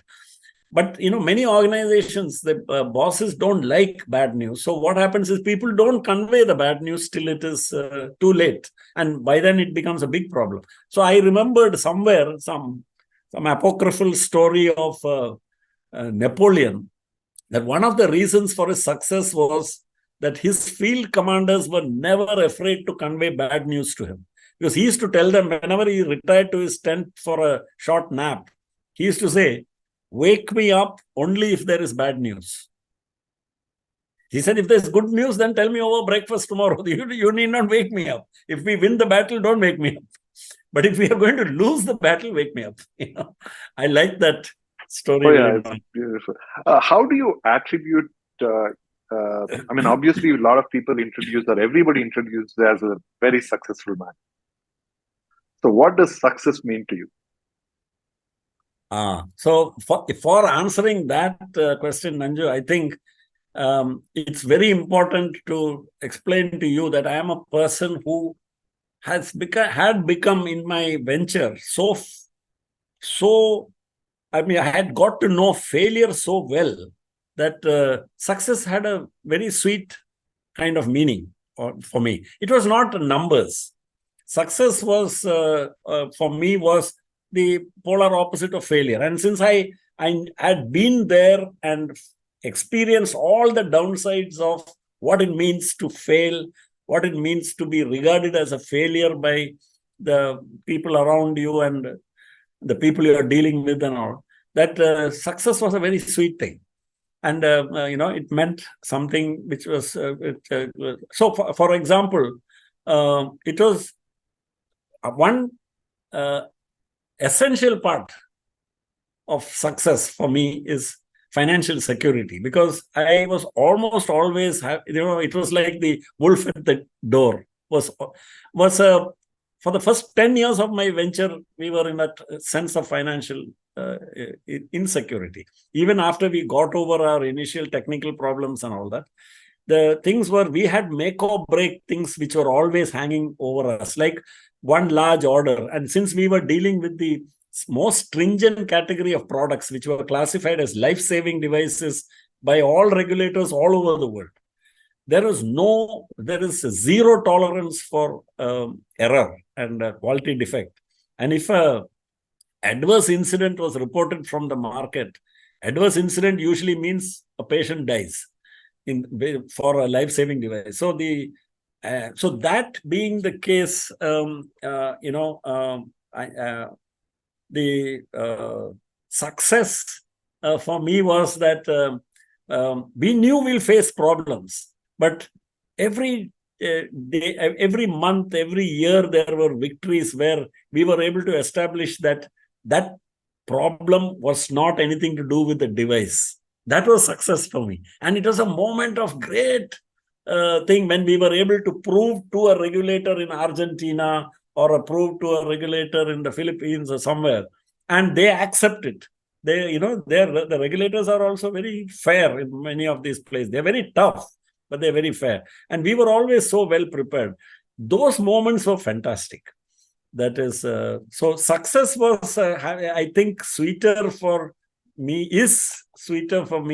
because I've tasted a lot of failure, and I know what failure is. And failure is a very bad place to be in, because in our society in India is very intolerant of failure. We've been taught failure has been stigmatized so much that people are afraid to fail. And those who are afraid to fail, how can you try anything new? You will be afraid to try anything new because you'll be afraid of failure. I was never afraid of failure because of that. And so we had this culture on our shop floor. People knew, the engineering department and others knew, that even if we lose some money, if we can go and explain to the MD that it happened because of this reason, this is what we were trying to do, they knew that that's it. I'll forget about it. I'll say, all right, let's go on to the next trial. So for me, success has been defined more in terms of that. And of course, finally, the greatest success was the satisfaction by global leaders like Terumo, Baxter, and Fresenius accepting us as their equals, not in terms of the dollar value of the enterprise, but the fact that they said our product was as good as theirs. And I think one of the really happiest moments of my life was when I learned, after I exited, when I learned that Terumo set up another global scale factory in Ho Chi Minh City in Vietnam using the know-how from Trivandrum and not from Japan. Wow. Yeah, I thought that is truly one of the great gratifying moments. Yeah, very gratifying moment. Well, how do you attribute, or how much of success do you attribute to, hard work, being prepared, and how much do you see luck playing a role? I mean, just curious about this. Yeah, I'm glad you asked this, because let me just start one incident. When I was sanctioned my loan by KSIDC, at that time, in that quarter, I think 14 projects similar to mine were sanctioned loans. 10 years later, I think I'm the only one out of those 14 who have survived. I mean, they've, as a going concern, the others sold out. I mean, meaning they must have been broken up. Their companies, some companies shut down, etc. So I've been asked, a similar question when I was asked to what do I attribute to my success, and I replied that I think the dice rolled my way. I'm in a sense I was lucky when I answered. Then they said, no, what about your hard work? What about your commitment? So I said, all 14 of these guys I knew personally. They were not my friends before, but I used to meet them in KSIDC in the waiting rooms. All of them were hardworking. All of them were diligent, and all of them were very committed to their projects. Yet only I survived. So does that mean I'm smarter than all this, the 13 others? I say, I don't think so. I know that some of them were commercially far more savvy than I was. But each one of their stories I came to know later on. And it was truly circumstances which were beyond their control. One of them, for instance, he took a considered, on the advice of some financial institution and financial expert, he denominated his loan in forex, in foreign currency. And 2 years later, the Indian rupee was devalued. Now, suddenly the loan, which was, say, a 1 crore loan in Indian rupees, became a 3 crore loan in Indian rupees. Now, he obviously, nobody can overnight, when this happens, your company will sink. So things like this, so much I have seen of it around me. And I know myself. I mean, I have a reasonable amount of confidence and even cockiness like anybody else. But I have no illusions about the fact that I was also helped by large dollops of luck along the way. I worked hard, I planned, probably there was a never say die spirit and all that there. But I have found too many others who also had all those qualities who have not made it across to the other side. So then obviously something else is at work here. I'm not a religious guy, so I don't ascribe this to why on earth the Almighty should choose only me for his kindness and abandon these 13 other people. So because of that, I feel that in a sense, in a very philosophical sense, I feel, see, all that you can do is do your best. Beyond that, you have very little influence on the outcomes. The outcomes are determined by chance and so many other factors. Now you just quoted Gita there. Right. And after you came out successfully, obviously, right? At that point in time, it was only success, the exit. Yeah. And one natural thing is to go and write books. I think a lot of times people even get down to doing it. And that was, you rather had multiple avatars. One of them is writing books, other one is guiding companies and investing and also being on the board of larger companies. So how did this author Balagopal Chandrasekhar happen, and why start with something that took you to Manipur again? That was your starting book, right? The first book was On a Clear Day, you can see India. People would try to celebrate their own success, which is so immediate, and you chose to write something about 30 years ago. Yeah, that's a good question, Nanju. The thing is that, to be very honest, I've always been a storyteller. From when I was in school, I remember when even as in junior classes and all that, in the dorms, after everything is over, I'll tell stories. Many imaginary stories which I used to make up, and some which are some movie which I saw or something. But I used to tell it in a way that I'll soon have a small group sitting around, and they will be, so they liked my storytelling skills, and I enjoyed it also. So I'm I think I'm a natural, storyteller. I can vouch for that too. Now, the thing is, even at work, see, I was not formally trained in management and all that. I have an understanding of economics and related techniques and methods, but I'm not a management trained guy. So my best, I found the most effective way to communicate with my team was always with stories and anecdotes. So, in fact, it's very interesting. Years after I left my role and moved away, and then from the company and all that, and I have no contact with them, very little contact. Some young managers, they say, when they call me, they say one of the things they missed is at the monthly review meeting, when it comes to summing up at the, after the whole day, it's a full day meeting, and we used to take it very seriously. We go over all the plans and the achievement, and then the shortfall, and then the corrective action and everything. And then everybody will be speaking. I'll be listening mostly during the whole day.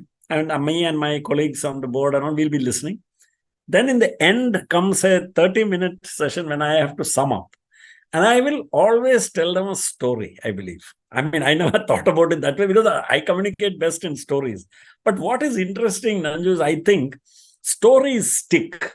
Whereas if you just put up some 10 slides on the PowerPoint, those things, information will go unless you are able to use them to tell a story. Then they will probably remember that. So they say they remember almost every story I told them after all these years, So I think that's the thing is I'm a storyteller, and I used to communicate best in stories. My first 3 books, like you said, initially I was wondering, how do I write about my entrepreneurial experience? And I couldn't arrive at a format which was sort of good enough for me. So what I did was I wrote anecdotal accounts of my first 3 books were anecdotal accounts of my 6.5 years in the IAS, and mostly gleaned from, I used to keep diary. I used to write diaries and journals. So if I needed any facts and dates and chronology, I went back to my diary. But I remembered, I used to write just a few lines in the diary, but I remembered the whole incident much better. It used to come up as though it was very fresh in my mind. So it was very easy writing those first 3 books. My 4th book, this one was a little more difficult because it was not anecdotal or anything. I had to really go back into economic growth theory and how economic growth happens in countries and how industrialization happens and all. So the first 3 books I wrote about that. The 4th book I wrote because I was sort of provoked to write this because I was seeing so much negativism in the perception here in Kerala, not only among the public and among business folks, but even in the government. There was a lot of ignorance about what is actually happening here. So I thought I must put together something which is a reasonably objective account of what happened in Kerala. And most of it has happened unnoticed by government and not because of government or anything.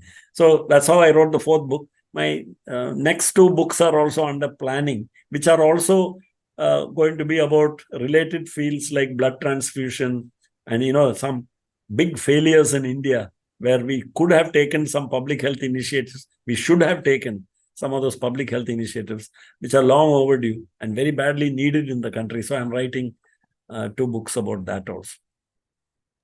Well, but why not your immediate journey of Penpal? Why was that? No. I mean, that's something I'm curious. It's a good thing. Actually, it was not for any reason that I have not written it. The story,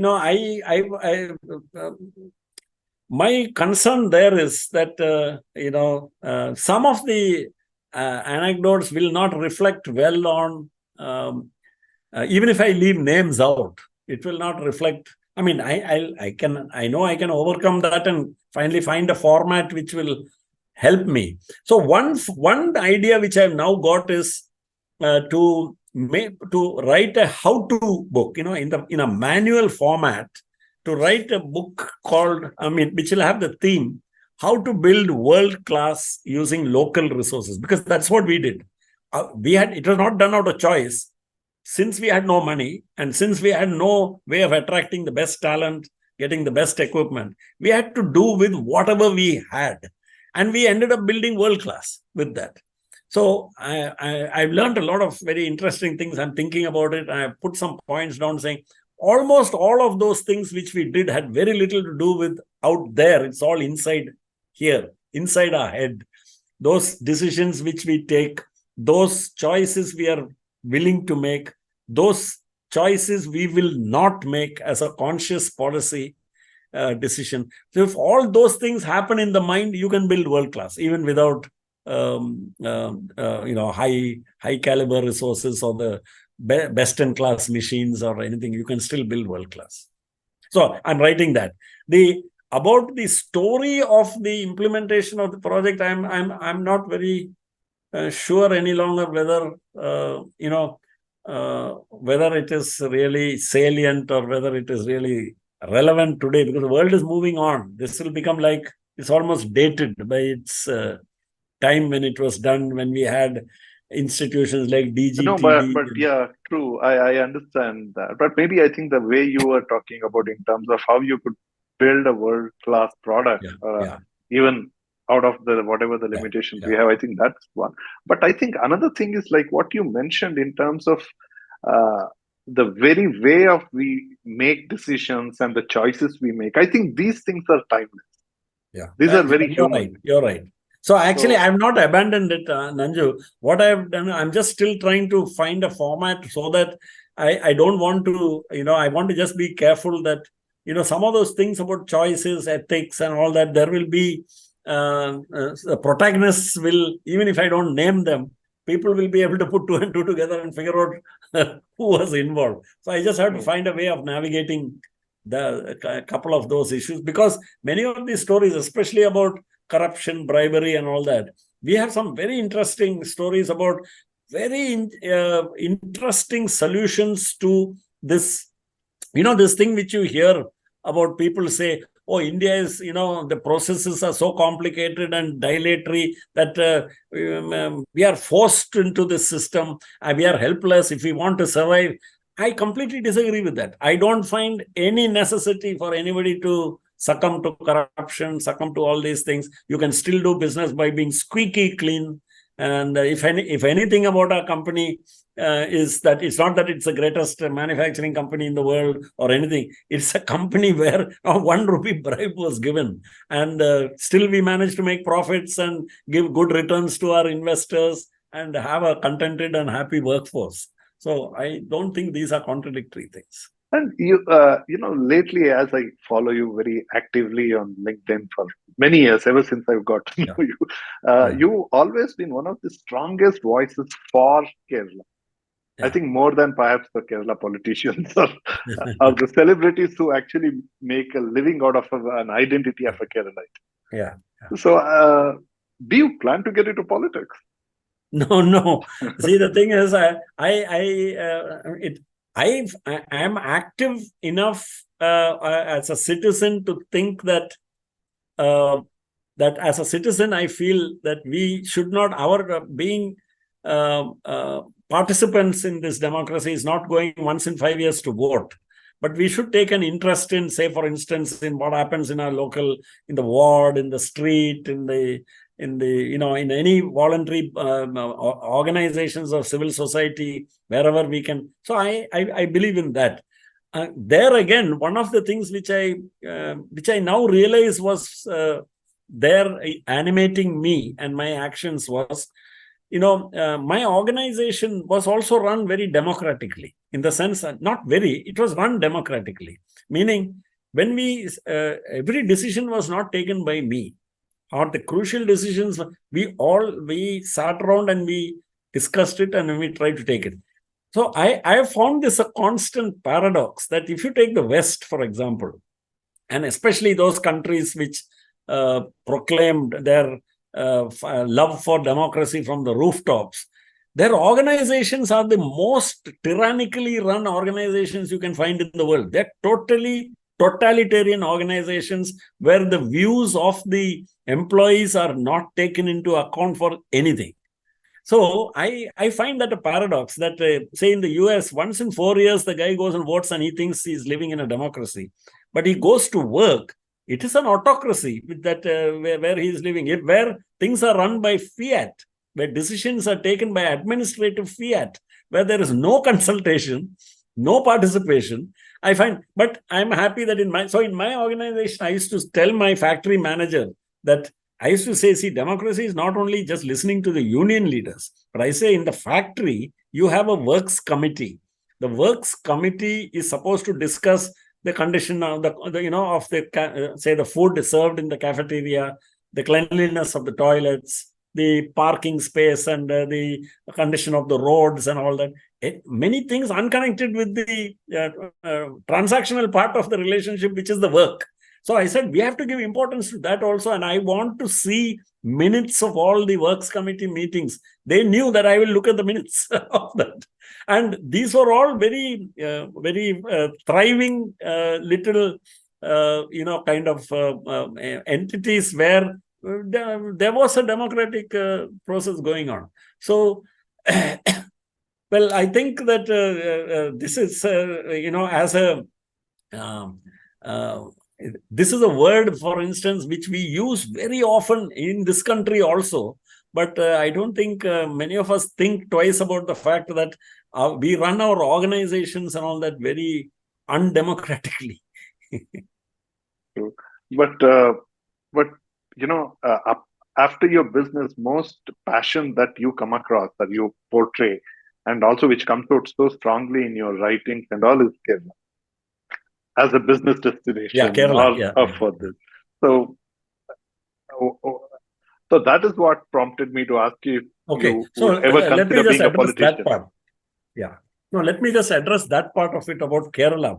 Why and how? Because I feel, Danju, it's not just the fact that I was born in this state and I'm working in this state and I like living in this state. I feel that actually Kerala is an example. It's not a unmixed kind of example. It has many negatives to it also. But the positive sides of Kerala, which is that the leftist government, which came, the first so-called democratically elected Congress government, actually that's wrong, because in my opinion, many communist parties are, by their basic structure and origins, also democratic. But the meaning of the word democracy is different from a parliamentary democratic framework within which we tend to see it. So the communist government, which was voted to power in Kerala in 1957, took several very far-reaching decisions. One of the most important decisions it took was that for the development of this society, they wanted this society to develop on a rights-based framework, where people had access to public provisioning of public health, public provisioning of public education, and public provisioning of public welfare as a matter of right. It was not given as charity of the state. This was something which was supposed to be the right of every citizen here. Every single person had a right to public health, public education, etc. Now, that it started with that very big vision.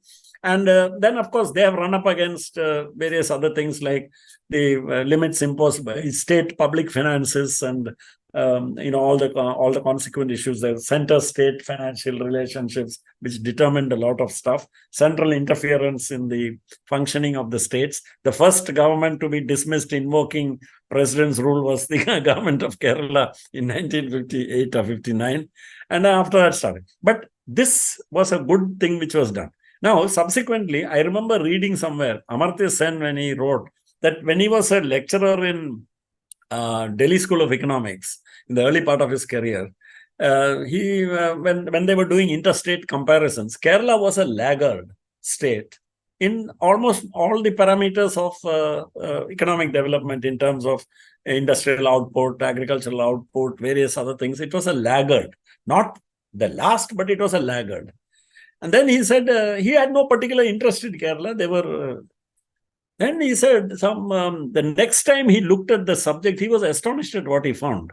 This laggard, when he looked at it, it was closer in the late 90s or around 2000. He looked at the subject, he looked at the interstate comparison, and he found that Kerala, which was a laggard, had gone to the top in terms of per capita income, per capita consumption expenditure, and all the HDI norms.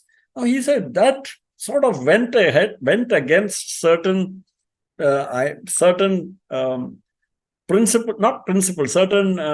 notions of economic growth and economic development, that this is mostly investment-led.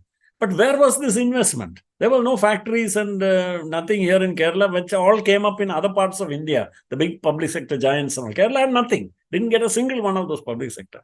So how did this happen if it was not investment-led?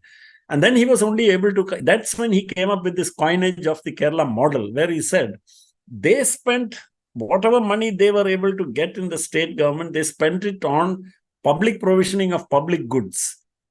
And that led to a state which he said the achievement, which he called astonishing achievement of Kerala, was that you had first world levels of HDI achieved at third world incomes. Now, he found that itself very interesting. And he said that, but he said the thing shouldn't end there. This should now translate into economic development and economic growth impulses, because this is also only a means to something. And that is, I believe, what is happening now, which is what I'm trying to bring out in my in this book, a portion of it. Actually, it's an ongoing exercise. A lot more research is needed. What it shows is the economic value added happening in this state, the gross state domestic product. And if you calculate in national income accounting, invisibles, including remittances, are counted only once. And they are counted in the GDP of India. They are not counted in the GDP of Kerala. In national income accounting, you can't add it twice. It's added only once. But so when people say the gross state per capita gross state domestic product, Kerala is in middle of all the states, that is wrong, because it does not include the remittance income, and the remittances come to bank accounts in Kerala state. They don't go to the Reserve Bank of India. But don't you think it's the remittance which brought in that kind of spend capacity to Kerala? No, it started that way, Nanju. That's what is very interesting is remittances in 2010, the highest which they have risen to is 25% of gross state domestic product of Kerala was accounted for by remittances in 2010. Now we are in 2023. The remittances from 2010 till 2023 have continued to increase. In value, in rupee terms or dollar terms, they're increasing. But as a share of gross state domestic product, it is dropped to 14%. From 25%, it is dropped to 14%. So, which simple arithmetic tells us, that means it's a relationship between numerator and denominator. That means the gross state domestic product of Kerala has been growing faster than the remittances. Correct. Now, what is gross state domestic product? Gross value added. Essentially, it comes down to either the expenditure method or the output method, whichever method you use to compute gross state domestic product.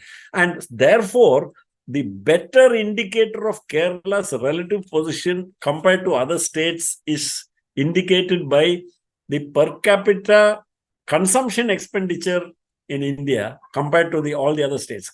And Kerala is number one by far, which is why with 2.5% of the population of India and 4% of the GDP of India, Kerala accounts for 10% of the FMCG purchases in India.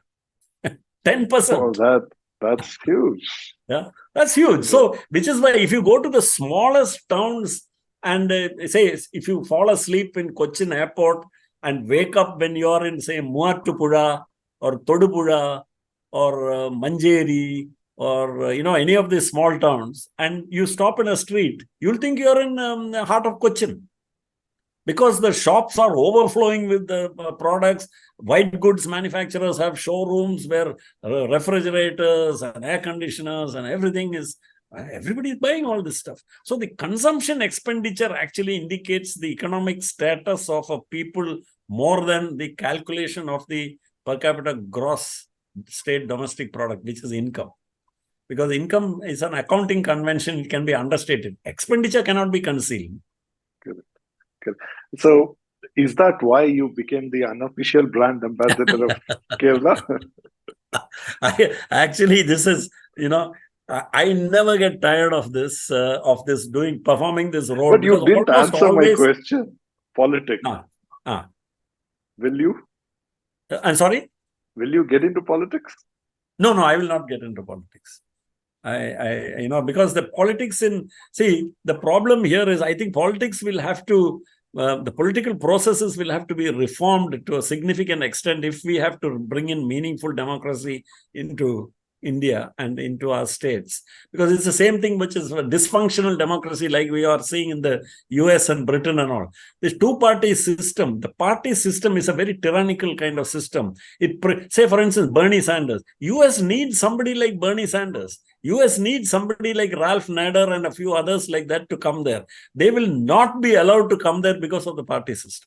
They cannot negotiate through the party system. That is an effective filter which ensures that. So in the same way, here in Kerala, you have to be one of these formations, UDF or LDF, because BJP is irrelevant here. But so technically UDF and LDF are not one party, right? They are there are conglomeration parties, but the point is they're very clear political strong blocks. Alignment. Yeah, they're sort of clearly polarized along those two lines. So here what happens is, an individual, even if you want to make a reasonable contribution, you have to be So we have examples in Kerala, 1 or 2 IAS fellows who have gone and become candidates. One of them even managed to be voted as an MLA, but he made no impact. He made a bit of a strange character. So their influence is marginal because the party bosses and the party machinery calls the shots. So that's why I feel, if I agree with you that we need to get the capable people with the proven track records and with the intention to do good and who are not in it for money. We need to bring in a lot more people like this into the political system. But our present political system, for system reasons, for related to the system, will not permit it. And hence, I have no interest. So, Paula, this has been, I don't know, I can go on and on, but can you share some books, podcasts? I know you're an voracious reader as well. You also follow podcasts. Is there something that you could share for our audience and listeners? I like you, Nanju, I too spend every time. I set aside time in the day for reading. I wake up at 4:30 in the morning every day because I go to sleep very early. I go to sleep at 8:30, 9 o'clock. So 4:30 when I wake up, I usually read for about an hour, and then for an hour I listen to my favorite podcasts or YouTube. Actually, I also wanted to ask you, how disciplined are you in your writing? Is it that you set a time every day for writing? Is there some? I know I've read a lot of authors talk about every day I have to write X number of words or pages. No. What's your thing? No, when I'm doing a book, I'm very disciplined. But say otherwise, I do my writing. It's all my. No, even if some authors say that even if they're not writing, but it's part of their habit to write X number of words in a day or pages in a day. For me, I end up doing that because I put up about at least 3 to 4 posts on an average in a day. And depends on what I'm reading. I subscribe to The Economist, Frontline, and then Economic and Political Weekly. So these three, whenever I read it, I immediately get feel like posting some comment, because that's the way I understand things, by writing about that and some comment. So in terms of books, Nanju, I would say the books which I read and I reread. There are many books which I'm a very untidy reader. If I read, say, 40, 50 pages of it, I don't think it a virtue in my case to plow through the remaining 300 pages because I already know what this guy is going to say. And then I'm not interested in that, in the rest of the message. And I know it's anyway not great literature or anything. I'm not missing anything much. So I just abandoned that. There are very few books which I finished reading, and then many of those books I read again and again and again, and I never get tired of reading them. So some of them I'll tell you. One of them is by Daniel Kahneman, Thinking Fast and Slow. It's one of the books which has made I think it's one of the, if I were asked, name the 10 great books, 10 books in your life which have influenced you, one of them will be Kahneman's. Wow. Okay. This. Another one is Nassim Taleb's Fooled by Randomness, and also Black Swan. The first book which I read of his was Black Swan. Right. The book which I found most impressive is Fooled by Randomness. And also, did you read any of his other books? Yeah, Skin in the Game. Okay. Skin in the Game is a extremely thought-provoking and highly, he's like in your face. He is, he's challenging. He doesn't bother to go around, with all that academic political correctness and all. He doesn't. He just he's like with a bulldozer. He comes at you. So that's the second guy. Then the third book, which has made a profound impression on me, and I'm waiting for a book like that to come about India, is Howard Zinn's A People's History of the United States. I'm not really, there's a lot of fiction about the United States, like their constitution and the guys who wrote the founding fathers of the constitution, Madison and Co. and Washington, all slave owners, by the way, very good. God-fearing Christians and slave owners, every one of them was a slave owner. And, it's very interesting. But Howard Zinn has written what really happened. And his is the masterly, I would say, magisterial work of American history is Howard Zinn. And Howard Zinn himself, I've listened to his lectures on YouTube. He's such a captivating guy. He has captured my imagination. This is something I've not read at all. Howard Zinn, you must read. I know you will be absolutely fascinated. And another guy who has really impressed me in terms of making me rethink things about a subject which I thought I had understood to some extent is about economics. This is a guy called Ha-Joon Chang. Ha-Joon Chang is a Korean economist. He was in Cambridge for many years. Recently, he left Cambridge and he has now joined, I think, SOAS or London School of Economics or one of those places in the city. Ha-Joon Chang. So these are some of the books which come to mind.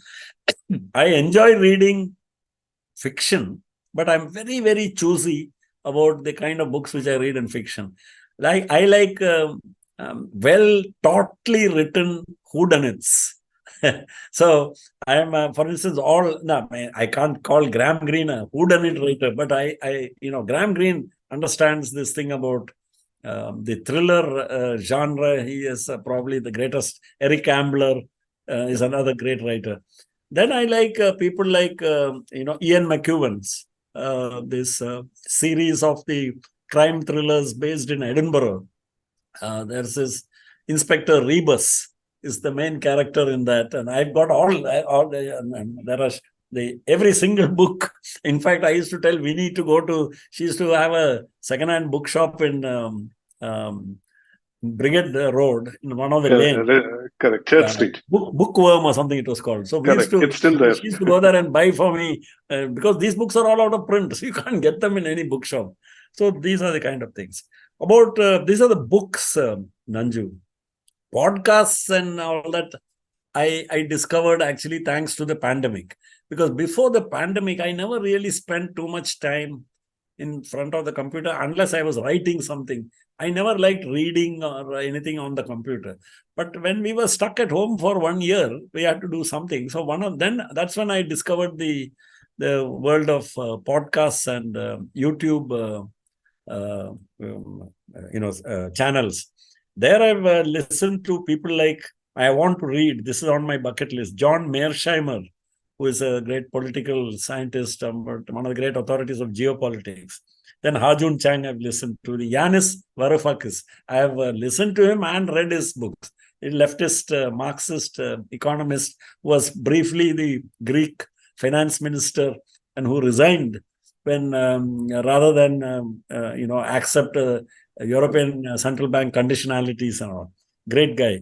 Then a guy called Michael Hudson, who's an American economist and a maverick American economist, who should have long ago got the Nobel Prize, but who will never get it because of the kind of stuff which he writes. But in terms of his professional eminence, his competence in understanding Wall Street and the world of finance and the world of American banking and all, nobody to beat this guy. And he's very articulate, and he's not a bullshitter. So he doesn't bother to be politically correct. He names names. He's not bothered. He's a senior guy. He's about more than 80 years old now. And then there is one channel which I like to follow because it is so intelligently curated. It's a very attractive young lady called Rania Khalek. She's a Lebanese, I think. And she has a channel called Breakthrough News. That is sort of left-oriented, but it comments on US policy, European policy, global geopolitical issues. But it is superbly curated, and she manages to get some very, very interesting guys or people, resources on the channel to have the conversation with. She's the curator and interviewer, and she usually gets others to come and talk about various subjects. I find myself learning something new from every because I don't go and listen or read to confirm something which I already have read, because that's a waste of time, in my opinion. It's like being in an echo chamber. You may as well, if you're going to spend a few hours reading a book, learn something new. That's what I look forward to. Yeah. Oh, great recommendations. Thank you. And I have a lot of things to take away from this. Thank you so much. And this has just been amazing. And for the audience and listeners, the links are below for each of those books, and also to follow social handles of Bala. I'm sure I don't have to tell you to follow. You will know after you listen to this far, and do follow and do share your feedback as well. And if you're not yet subscribed to FutureFast, do it now until we bring the next part of conversation with him. Enjoy the ride. Thank you once again. Bala, thank you so much once again. Thank you, Nanju.